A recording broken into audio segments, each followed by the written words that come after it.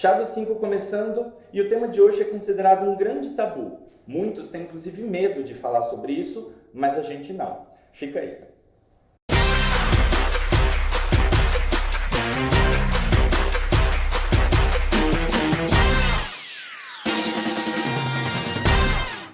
A proposta do chá sempre foi, desde o início, falar de temas que são considerados complexos, robustos, tabus, e a gente sempre se propôs a falar sobre eles de uma forma, sempre dentro do possível, até descontraída, mas com a intenção de desconstruir esses temas. Hoje a gente está aqui com a Grazi Gonçalves, ela é estilista, escritora do livro Se Não Eu, Quem Vai Fazer Você Feliz? Grazi, muito obrigado por você ter vindo, ter aceitado o nosso convite. Eu que agradeço vocês, maravilhosas, obrigada. Estou super feliz, me preparei, ó, vim bem colorida. Maravilhosa. Agradece me deixando essa blusinha aí no final. Não cabe em você, amor. A gente joga um zíper, um véu. Fazer turbante, né? Grazi, eu quero começar falando, na verdade perguntando sobre a história do livro que você escreveu. E aí, depois disso, a gente vai começar a jogar os temas por aqui e ver por onde a gente vai. Bom, a ideia do livro, eu fui procurada por um editor, o Bruno Porto, meu editor incrível, que eu adoro. Depois de algum tempo, tipo uns 2 anos que eu tinha ficado viúva, e ele falou, poxa, você não quer escrever um livro e tal? E eu tava assim, num momento ainda de luto super punk, e tudo que eu queria era fugir desse assunto e não falar dele. Sim. Aí eu falei isso pra ele, ele falou assim, poxa, mas se você quisesse contar a tua história pra alguém, que história que você contaria? Aí eu falei, eu contaria a minha história de amor. Ele falou, então escreve isso que você quer contar. E foi um processo assim de 3 anos de amadurecimento entre essa conversa com o Bruno e o livro ser finalizado, e assim, eu falo, não canso de repetir, que foi a melhor terapia que eu poderia ter feito para lidar com o que eu passei, foi ter escrito o livro, porque eu fui obrigada a olhar para toda a minha história, né, para os momentos bons e aqueles não tão bons, olhar com honestidade, mas também tirar o ranço de muita coisa, sabe, ser generosa comigo, com ele, com a gente, e sempre assim tentando deixar um tom bacana, assim, que desse continuidade ao que ele semeou aqui, porque eu acho que apesar dele ter sido um cara super controverso em algumas coisas e ter aquela panca de bad boy e tal, se você ouve as músicas do Charlie Brown, a temática principal é lutar pelos sonhos, é o amor, é dar valor à sua vida e tal, enfim. Então eu queria que o livro também refletisse esses valores. E aí nasceu Se Não Eu, Quem Vai Fazer Você Feliz. Como foi, né, a questão da elaboração do luto especificamente? Sim. Só pra gente... Eu sou estudante de psicologia e aí agora eu coloco a psicologia nas explicações do que a gente precisa. Tanto que ele roubou meu lugar de bolachapédia, que agora ele tá tão assim, pesquisando, tão dentro, que eu passei, antigamente era eu que vinha todos os conceitos, agora eu deixo pro Thiago, eu falo, Thiago, pode vir lá e aproveitar a sua faculdade, seus fundamentos, arrasa. Então vamos arrasar. Só para ambientar novamente, a Grazi, ela se alguém ainda não percebeu, a Grazi é viúva do Chorão, né? Não precisamos entrar nos detalhes da história, todos sabemos que todos perdemos o Chorão. Sobre o luto é um processo de quando se rompe um vínculo qualquer, né? A gente fala muito no Brasil sobre o luto em relação à perda de pessoas. Na psicologia, o luto se dá com o rompimento de qualquer vínculo, havendo o falecimento de alguém ou não. O processo de luto ele pode levar muitos anos, né? Ele é dividido em vários tipos, tem várias etapas que um processo de luto passa. A gente vai falar isso no decorrer do programa, mas o importante desse processo é a elaboração do luto, que é o quê? Quando se encerra, eu vou colar, tá?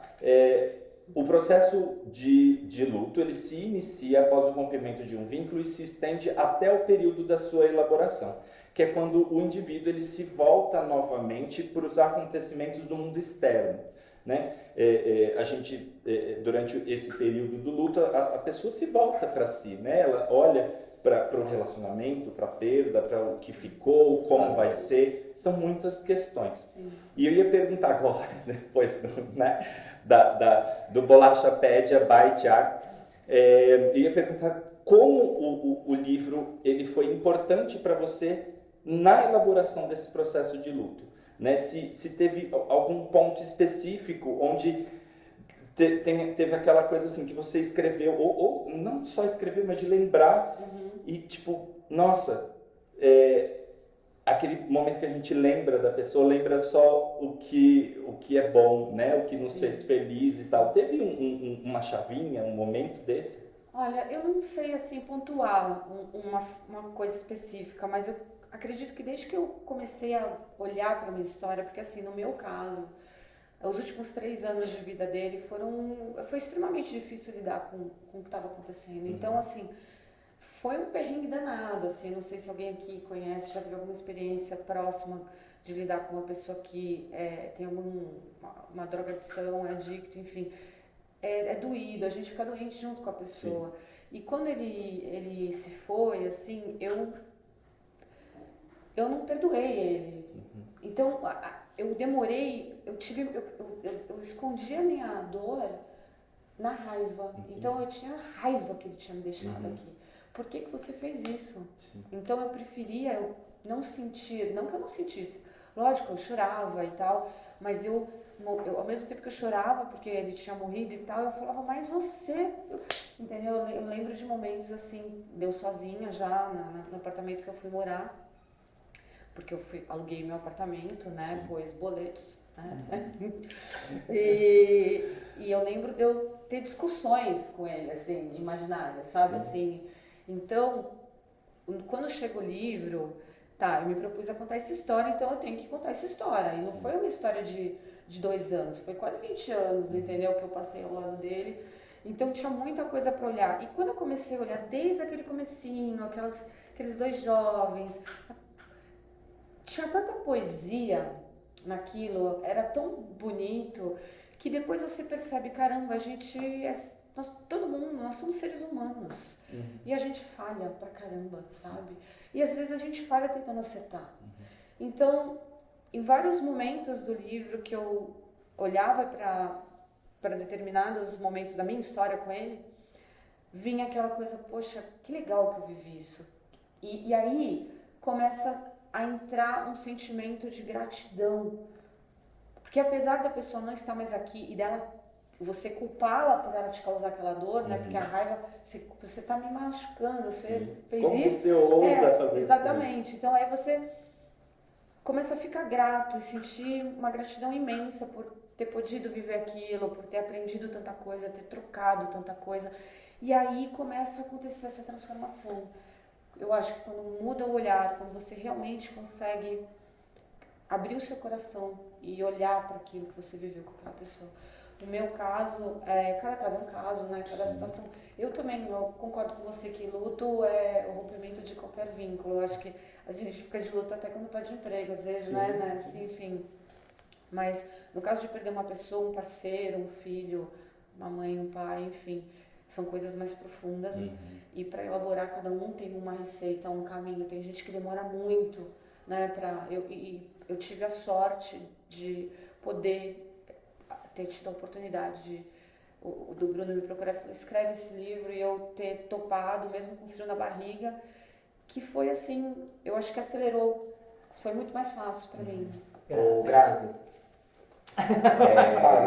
justamente que te ouvindo falar agora, eu realizo que a tua raiva, ela foi um refúgio. Foi um mecanismo de defesa. Realmente assim, tipo, mas se eu sentir raiva eu não vou sofrer tanto porque eu já tô sentindo raiva mesmo. Sim. Então, só que assim, a gente não consegue se enganar por muito tempo, sim, né? E aí tu acabaste vendo que não, que aquele refúgio era assim, tinha sim, parede, mas não tinha teto, se chovia, sim, já era. E aí, quando veio a oportunidade de escrever e relembrar as memórias, tu começou a colocar na balança. Sim, sim. E aí isso começou realmente a se transformar.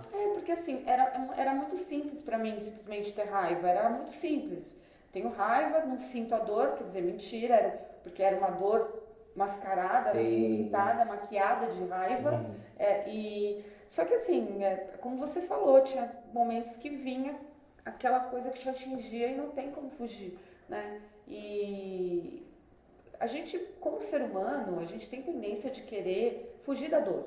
Ninguém quer sofrer, né? Então a gente cria mecanismos de defesa para lidar, cada um do seu jeito. Então, com certeza, essa raiva era um mecanismo de defesa. E com certeza, assim, eu falo que poder escrever sobre isso é sempre libertador, né? Sim. A gente tem uma coisa em comum, de uma certa forma. Você é estilista? Que é...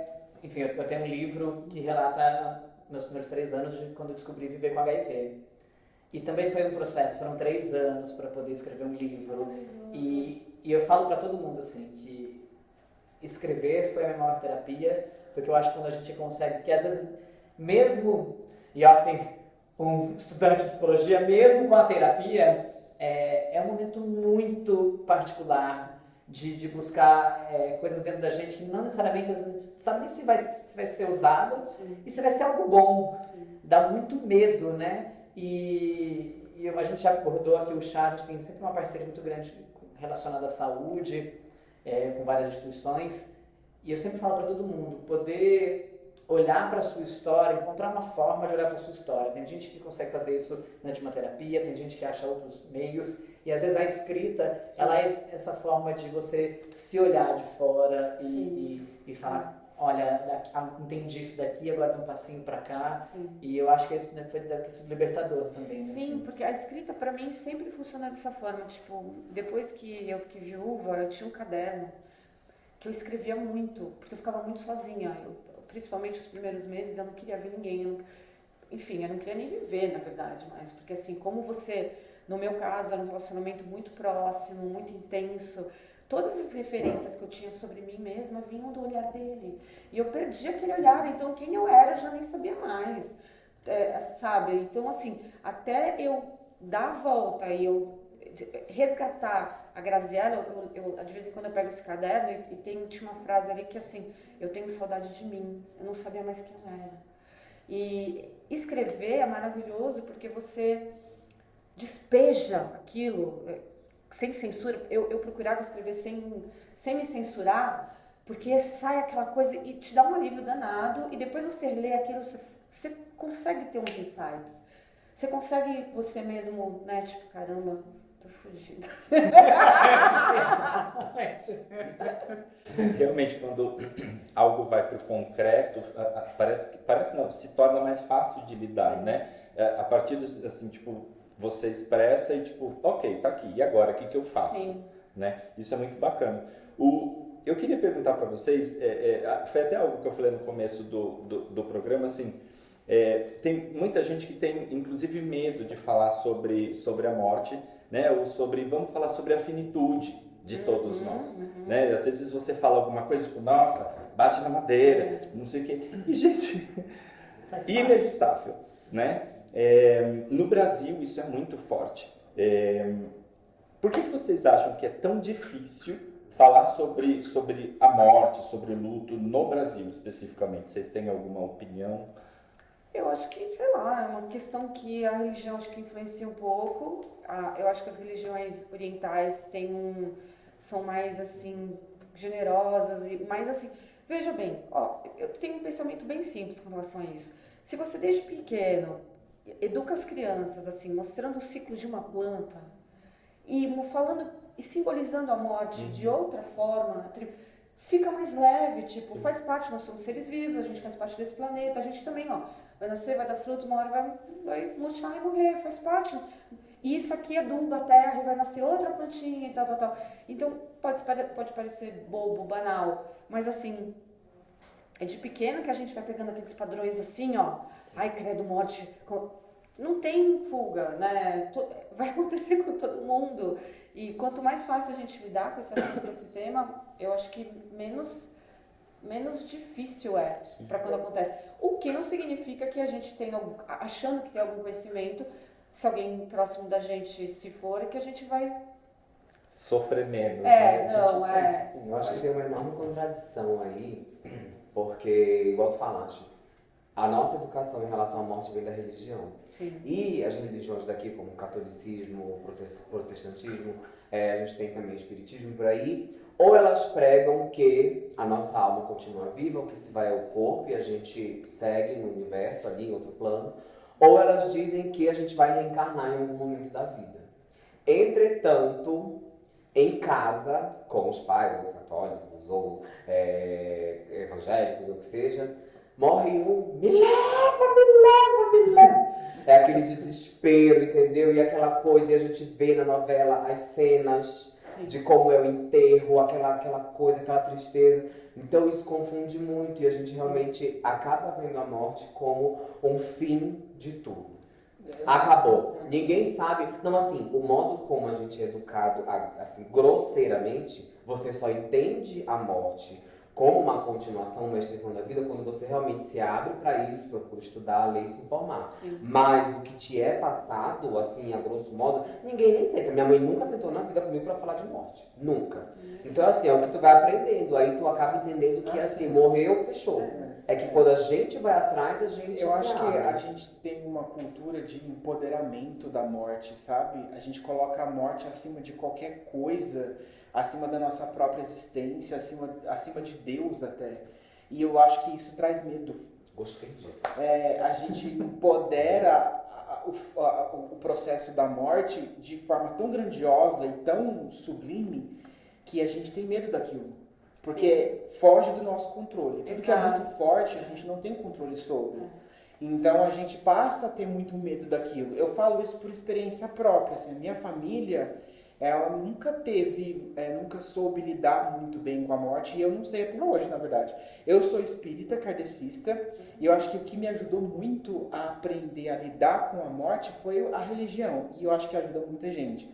Mas, ao mesmo tempo, eu acho que a religião, ela não sabe muito bem como falar para as pessoas de que a morte é uma coisa natural. É o que você falou. Se as pessoas entendessem e educassem umas às outras de que a morte é um processo natural da vida de todo mundo e que aquilo não pode ser um bicho, não pode ser um monstro, Sim. talvez a gente soubesse lidar melhor com isso, né?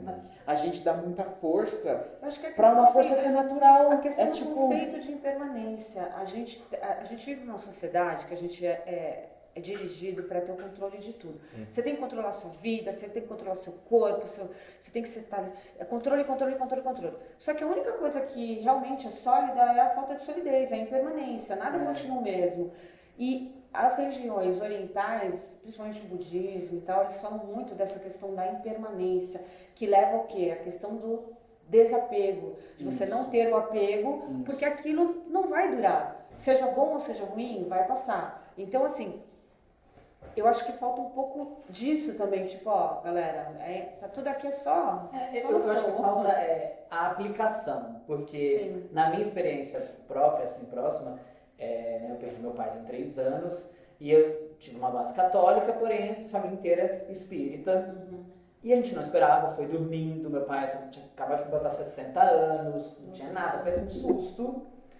E aí as pessoas falavam assim no dia, claro que estávamos todos completamente abatidos e tristes, mas as pessoas achavam que ia ter, meu Deus, tanto que uma tia minha começou a chorar, eu fiquei até com raiva na hora, assim, de fechar o caixão, porque ela começou a chorar, porque o marido dela tinha falecido há uns anos, e ela deu uma surtada na hora, mas eu fiquei irritada, porque eu falei, não é o seu momento, é o momento da minha mãe, da gente. Só que assim, meu pai falou a vida inteira que no velório dele ele queria festa, que ele queria que alguém tomasse uísque. Ele falava que na cabeceira do caixão tinha que ter um copinho de cachaça, uma cerveja e um uísque. Eu fiquei bravo com minha mãe e meus irmãos, porque eles falaram, a gente vai dar uísque para as pessoas não ficar bêbadas. Eu falei, não, gente, no final, talvez, na hora que foi fechar, e aí a gente ficou discutindo isso, eu falei, tá bom. Aí no meio da madrugada, que fica menos pessoas ali, eu peguei o meu uísque, peguei uma playlist com as músicas do meu pai, de samba, deixei do lado, fiz minha prece, escutei, chorei. Porque era assim que ele sempre falou. E aí as pessoas falavam, nossa, eu falei, mas as pessoas estranhavam. Eu falei, o que me adianta ter uma fé, uma religião, se na hora que eu mais preciso eu não aplico? Então é isso que eu acho que falta, porque isso dentro do espiritismo fica muito claro, a importância, a questão dessa passagem. Se eu não aplicar na hora que eu mais preciso, eu acho que eu preciso rever como eu estou interpretando a religião que eu sigo, que eu acredito. Então eu acho que é muito por aí, porque a gente tinha essa um pouco mais de naturalidade para falar sobre em casa. Eu acho que fez toda a diferença para eu, muito rapidamente, olhar para o meu pai com a saudade. Não com porque os estágios do luto. É mais ou menos isso que você falou é. mesmo. Assim, tem muita gente que acredita em certas coisas, mas de fato na hora de aplicar é muito difícil. Mas é difícil, gente. É difícil. Eu aprendi a lidar com luto de uma maneira muito excepcional minha, assim, sabe? Por exemplo, eu nunca fui em enterro e eu não vou. Já avisei minha mãe, falei, mãe, se você for primeiro do que eu não vou no seu enterro, porque eu quero ter a imagem da senhora viva. Não vou participar de enterro, é uma coisa que eu me nego mesmo, por uma questão de imagem. Mas eu acho que é mais ou menos o que o Rafa falou, a gente tem que aprender a aplicar. Se a gente não está conseguindo aplicar aquela teoria que a gente acredita, então tem algo de errado com a maneira como a gente compreende aquilo, aquele fato, né? E é difícil, mas eu sempre fui assim, eu sempre fui um pouco racional. Então eu me permito um dia de luto total, falo, não, hoje é um dia de tristeza, e depois eu falo, tá, eu tenho que aprender a viver com esse sentimento. Porque eu acho que a gente não aprende a lidar com a morte. Ou melhor, a gente não entende a morte, a gente aprende a lidar com ela, né? A gente não entende a morte de uma pessoa, a gente aprende a viver sem essa pessoa. Eu acho que o grande desafio das pessoas não é lidar com a morte em si, mas é muito mais com a saudade de quem vai embora. Não, e aquele espaço que fica na sua O vida, espaço que né? Que aquela pessoa preenchia. Exato. A gente tem que aprender a preencher esse espaço e entender que é isso, a parte de um ciclo, né? Sim. É importante a gente lembrar também que, assim, tipo, ser humano, gente, assim, a gente não sabe lidar com perda nenhuma. Não. Nada do que sai do nosso escopo, da nossa volta, do nosso controle, qualquer coisa e qualquer pessoa que a gente perca, fica assim, tipo, meu Deus, e agora o que eu vou fazer? Porque literalmente era um espaço ocupado e agora, né? E tem essa questão com o luto especificamente, que primeiro, ele é vamos chamar, a gente pode chamar de sensação, de comportamento, enfim, mas ele é universal, ele é absolutamente particular e 100% subjetivo. Cada pessoa tem a sua forma de encarar, de aprender, de assimilar, de elaborar o luto, né, e qualquer perda que seja. A gente está falando, né, de toda essa sensação, o comportamento, em como lidar com essas perdas, mas e quando a gente está vendo um amigo, uma pessoa que a gente ama sofrendo essa perda, né? É sempre... A palavra que veio na minha cabeça foi constrangedor. É constrangedor quando você não sabe o que falar. Mas a gente né? nunca sabe o que falar. Você falar é muito difícil. Mas aí é que tá. Existe a necessidade de falar? Não existe. Ó, Se não, o que a gente faz? Não, Então? eu acho assim, nesse mundo moderno de redes sociais e tudo mais, eu me lembro que eu descobri do nada, no meio de um evento aqui em São Paulo, inclusive estava na casa da diretora nesse dia.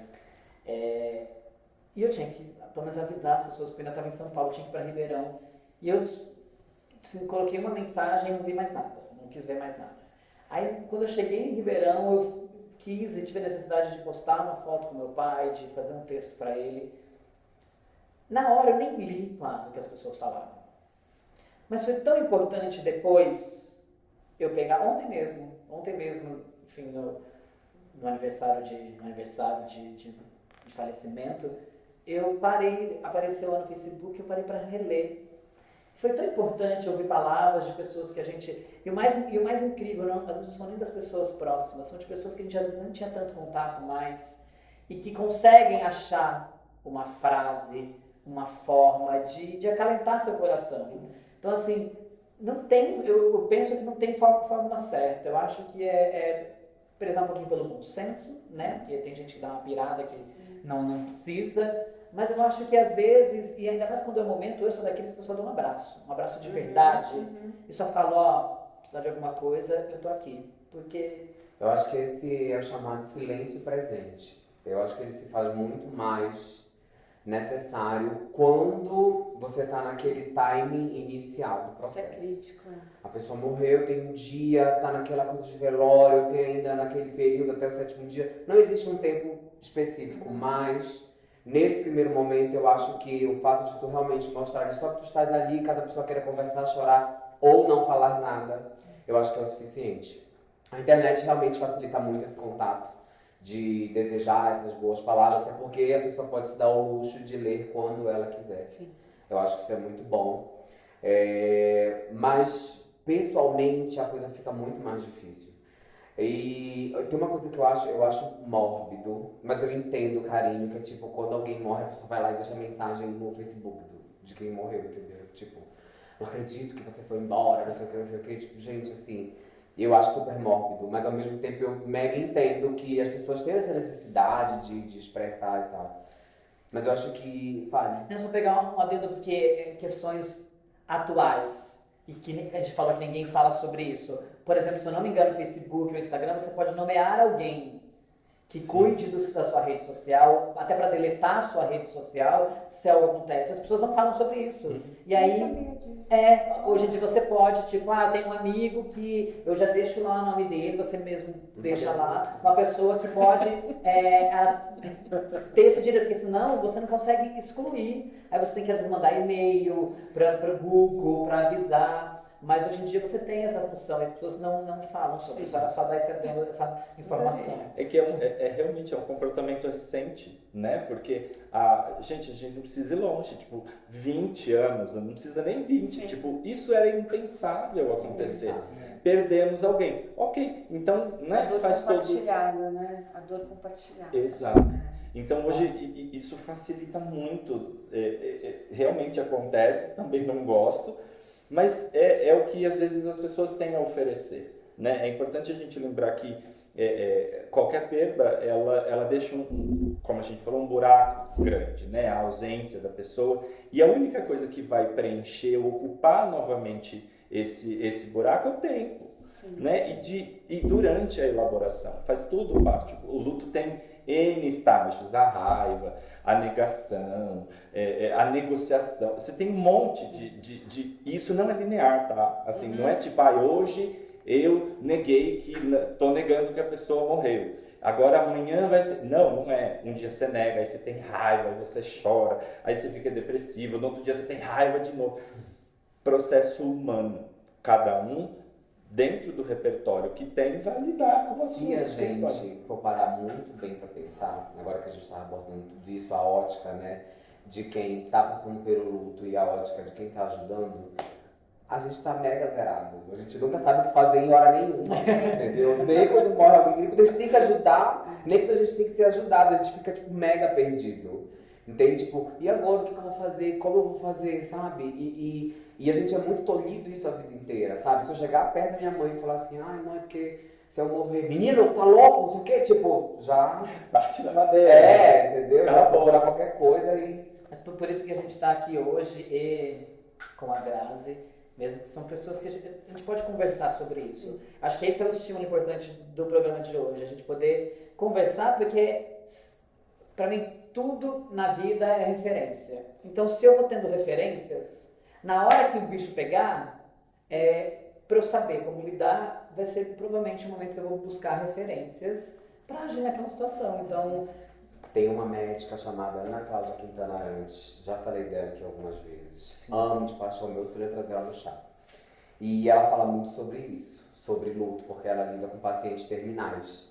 E ela mostra muito de como você tem que tratar isso. Gente, nunca é fácil, nunca é simples. Mas você acha uma luz, entendeu? Você acha uma luz para aprender a lidar com aquilo, entende? Eu acho que isso é o mais importante, porque na hora, eu, por exemplo, eu já tive medo de morrer. Hoje em dia, eu parei de sofrer por antecedência, sabe? Porque, tipo, eu falei, gente, olha, eu tenho vários caminhos. Ou acaba, ou eu vou reencarnar, ou eu vou continuar, mas eu vou continuar estando aqui. Então eu não vou sofrer. Eu fui fazer tirolesa. Se acabar, você não vai nem ver. Eu fui fazer tirolesa, aí eu falei assim, gente, se eu morrer? Eu falei, pelo menos eu morri chiquérrimo no país de Gales fazendo tirolesa.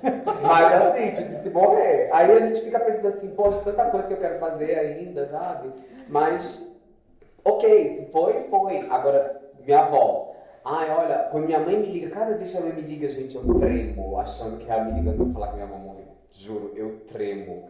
Aí, ai, meu filho, porque tua avó tá meio mal. Eu falei, vamos orar por ela, vamos orar, vai dar tudo certo, entendeu? Tipo, eu ignoro qualquer tipo de perfume da morte aí, entendeu? Porque faz mal também a gente sofrer por antecedência. Sim, Para qualquer sim. coisa, gente. Vai estar aí a ansiedade crescendo cada vez mais como patologia, tá? Como doença. Não ansiedade, tipo, eu tô ansioso que amanhã eu vou gravar. Tipo, não é isso.